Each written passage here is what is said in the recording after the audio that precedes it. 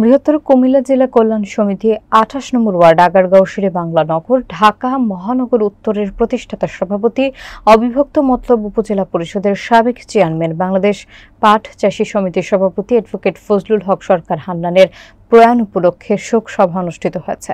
বিস্তারিত থাকছে Shamim মিয়াজির তথ্যচিত্রে।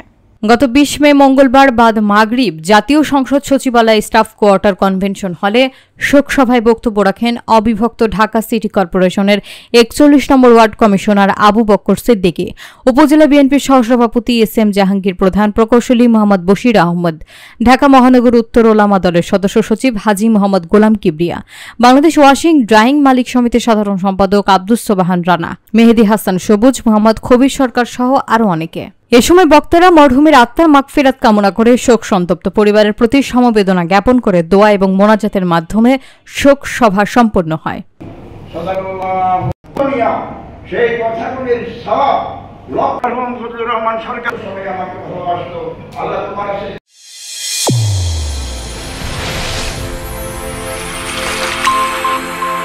Channel A1 হৃদয়ের স্পন্দন।